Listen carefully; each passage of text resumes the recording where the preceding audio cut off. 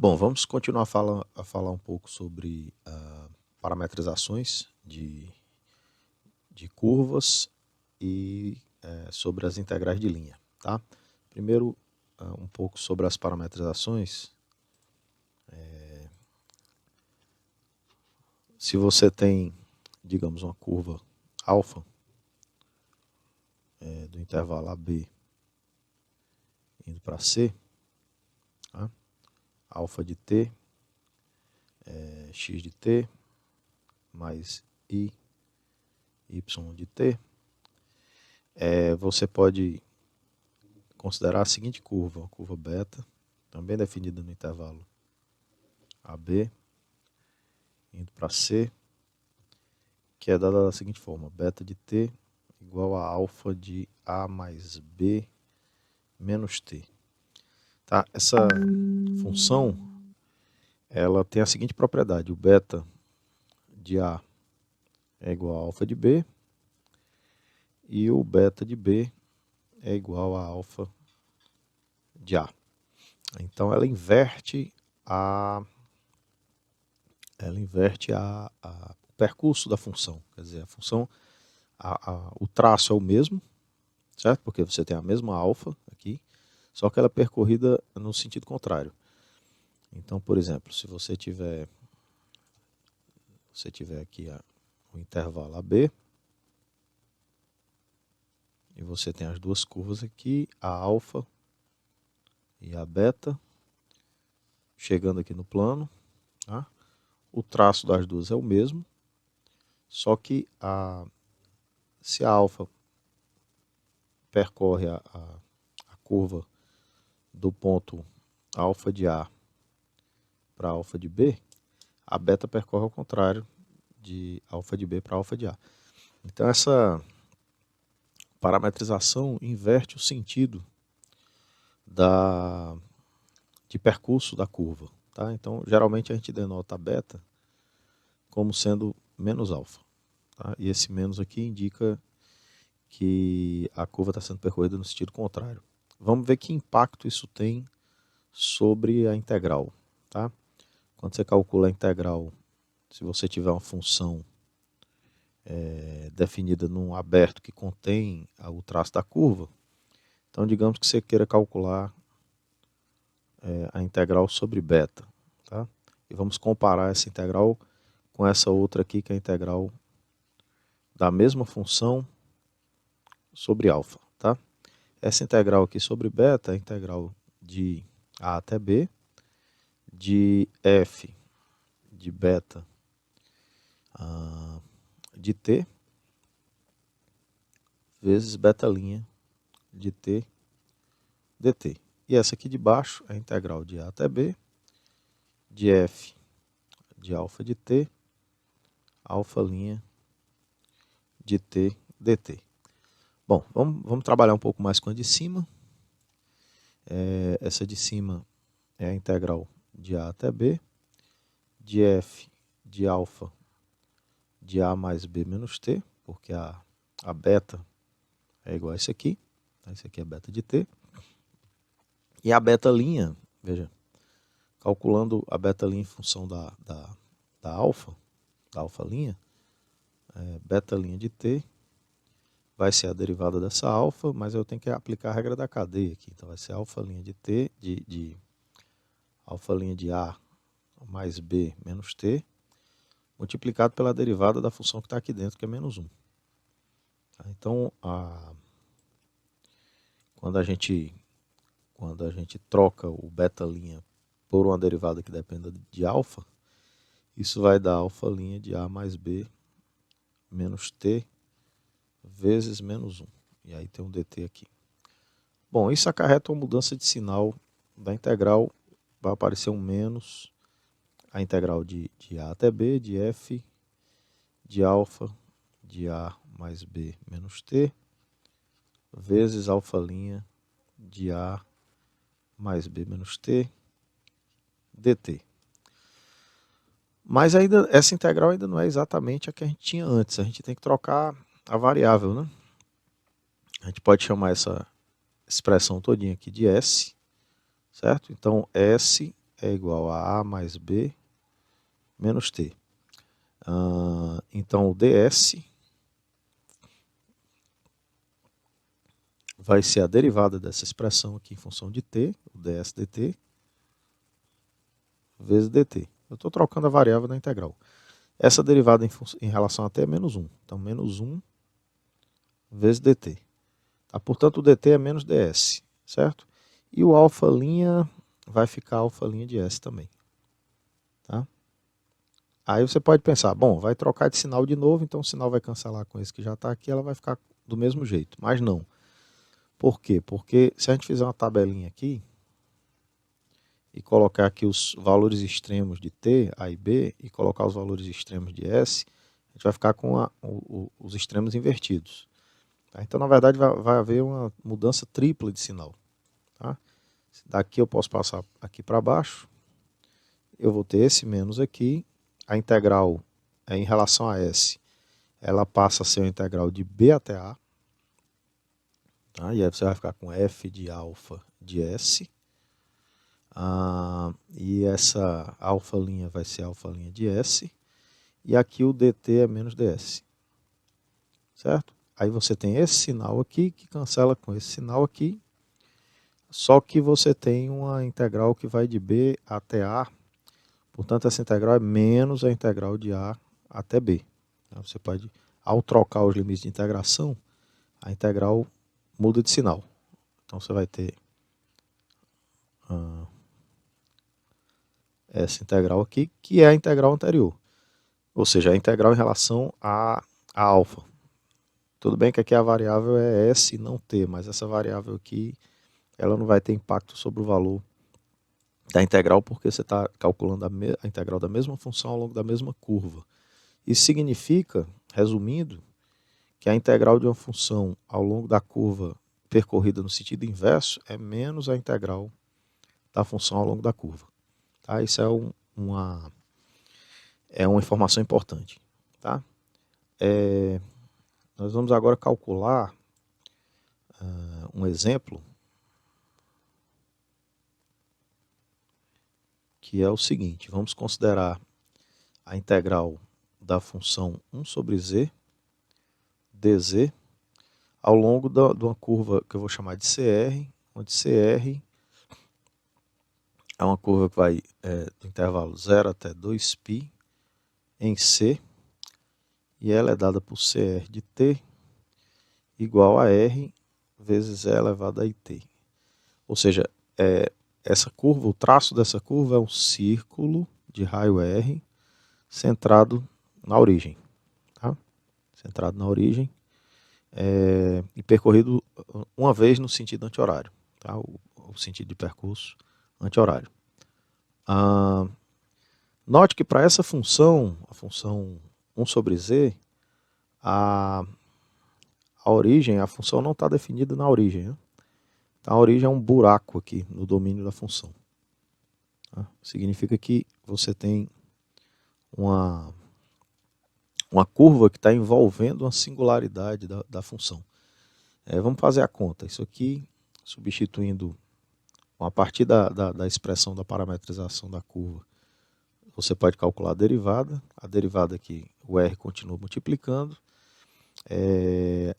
Para calcular a derivada da exponencial, você usa a regra da cadeia, então vai aparecer um i multiplicando, e aqui é elevado a it. Tá? Então a gente vai ficar com a integral de 0 até 2π de 1 sobre R E elevado a it vezes I R E elevado a it dt. Tá? E aqui a gente vai ter um cancelamento. Eu vou cancelar o raio, vou cancelar o E elevado a it, tá? E a gente vai ficar com a integral de 0 até 2π de I dt. Ou seja, isso aqui é 2πi. Tá? Então, a integral da função 1 sobre z sobre um círculo de raio R qualquer, que dá uma volta em torno da origem, é 2πi. Agora, o mais interessante é que o teorema de Cauchy permite que a gente generalize isso. De que forma? Suponha agora que eu tenho uma curva C, é uma curva simples, fechada, suave por partes, suave por partes, que delimita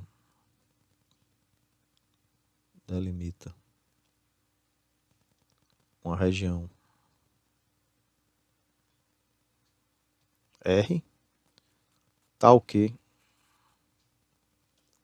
0 pertence a R, tá? E aí a gente vai calcular, eu quero calcular a integral de 1 sobre z dz ao longo dessa curva, tá? A curva não precisa mais ser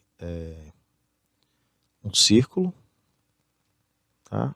Então a gente tem aqui os eixos, tá? E a curva ela é algo menos simétrico do que o círculo, tá? E vamos supor que ela está sendo percorrida no sentido positivo, tá? O sentido positivo é o sentido que deixa a região delimitada pela curva à esquerda do ponto que está percorrendo a curva. Tá? Então, se a curva foi percorrida dessa forma, essa integral também vai ser 2πi. Tá? Nós vamos fazer a conta para mostrar que essa integral também é 2πi. Bom, como mostrar que essa integral dá realmente 2πi? Né? Como é que a gente faz? A gente procede da seguinte maneira. Primeiro, nós vamos considerar aqui, dentro da região delimitada pela curva C, um círculo, né, CR, onde R é um raio suficientemente pequeno. Certo? Se eu vou diminuindo o raio, em um determinado momento eu vou ficar com um círculo tão pequeno que ele cabe totalmente dentro da região.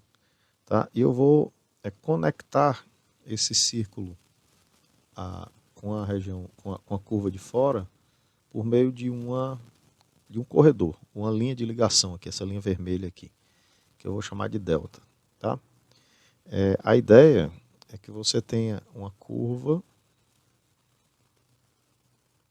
a curva original, tá? Alguma coisa mais ou menos assim, tá? A curva, o círculo que está dentro, né? E esse corredor, ele vai...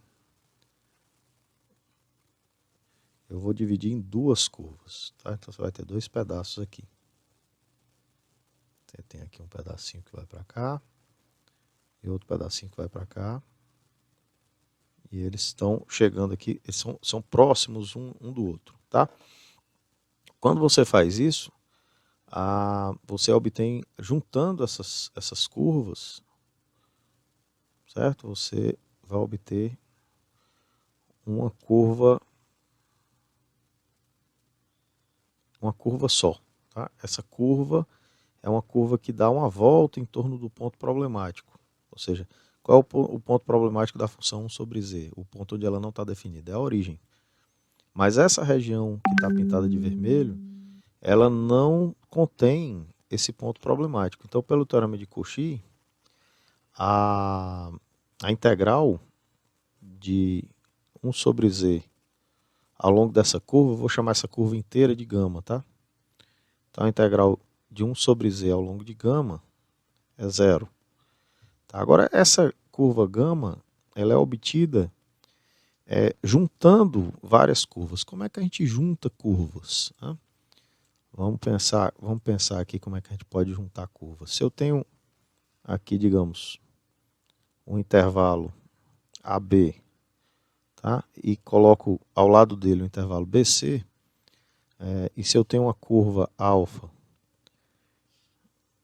que tem um determinado traço, certo? Que vai de alfa de A até alfa de B, e se eu tenho uma curva beta que tem um outro traço que vai de beta de B até beta de C, eu posso considerar uma curva só, tá? Uma curva só, que eu vou chamar de alfa mais beta, que leva o intervalo a C nesse traço conjunto. Tá? Então, eu posso somar curvas. Somar curvas significa considerar as curvas que são obtidas justapondo os traços, justapondo os intervalos que servem de domínio e também, consequentemente, os traços respectivos de cada uma delas.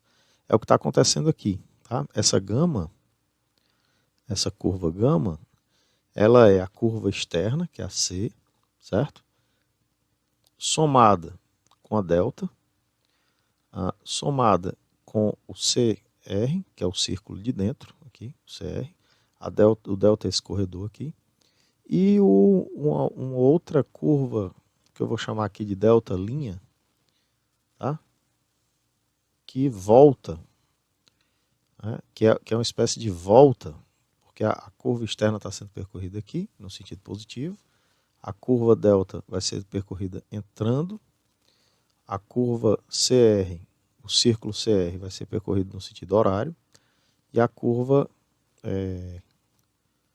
delta linha vai ser percorrida voltando. Tá? E aí depois você continua percorrendo aqui a curva C por fora. E aí você vai completar o circuito, que é o circuito no sentido positivo para a curva gama. Só que essas duas aqui, a delta e a delta linha, elas são duas curvas que eu posso fazer ficarem próximas uma da outra, de tal modo que uma se aproxima, uma delas é aproximadamente, por exemplo, a delta linha é aproximadamente menos delta. Tá? Não é exatamente menos delta, mas eu posso fazer com que esse corredor fique arbitrariamente estreito, de tal modo que a delta linha esteja arbitrariamente próxima da menos delta. Isso faz com que a integral, veja, uma outra propriedade da integral é que a integral ao longo dessa curva, a integral de f, ao longo dessa curva, que é a soma dessas, é a soma das integrais ao longo de cada pedaço. Tá? Isso aqui a gente não demonstrou, mas é uma propriedade, aqui é CR, propriedade que a gente pode discutir e demonstrar depois. Tá? Como a gente pode deixar essa curva delta e essa curva delta linha tão próximas quanto a gente queira e com sentidos contrários, essa soma da integral ao longo de delta com a integral ao longo de delta linha, ela é aproximadamente zero, de tal modo que isso aqui pode ser desprezado. Tá? Então posso cancelar, onde esse cancelamento na verdade é um número arbitrariamente próximo de zero, tá? Que a gente pode cancelar. A gente pode desprezar, na verdade. Essa integral do lado de cá é zero, por conta do teorema de Cauchy. Tá? Por quê? Porque eu tenho a função f é holomorfa na região delimitada pela gama. E a região delimitada pela gama não contém o único ponto que daria problema, que é o zero. Tá? Então ela é holomorfa, a derivada da função f nessa região, a gente pode até calcular, é menos 1 sobre z ao quadrado, porque é a derivada de 1 sobre z. Tá? Isso só não faria sentido se o z fosse zero, mas o zero não pertence à região delimitada pela curva. Tá? E então, essa integral ao longo de C, mais a integral, na verdade aqui não é o CR, é o menos CR, porque eu estou percorrendo no sentido horário, tá? Tá menos CR aqui. Porque a CR é a curva percorrida no sentido anti-horário. E aqui, para que o sentido da curva completa fique homogêneo, né? Fique todo num sentido só, eu tenho que percorrer essa curva de dentro no sentido horário. Então, na verdade, essa curva que aparece aqui não é a CR, é a menos CR. Portanto, o que a gente tem aqui é que a integral de f ao longo de C é igual, mais a integral de f ao longo de menos CR é igual a zero. Mas isso implica, já que a integral aqui muda de sinal, né, que a integral ao longo de C menos a integral ao longo de CR é zero. Portanto, a integral de f de z, agora eu vou escrever a integral toda completinha, passando para o outro lado, fica troca de sinal, isso é a integral ao longo de CR, de f de z dz, e essa aqui a gente já calculou antes, porque esse aqui é um círculo de raio R, e pelas contas que a gente já fez, esse aqui é 2πi. Tá? Então, portanto, toda curva simples, fechada, suave por partes, que contém o zero em seu interior, quando você integra a função 1 sobre z ao longo dessa curva, o resultado é 2πi. Tá? Se uma curva passa por esse ponto problemático, a integral não faz sentido, tá? Porque a curva não vai estar definida num ponto, num dos pontos a função não vai estar definida num dos pontos da curva.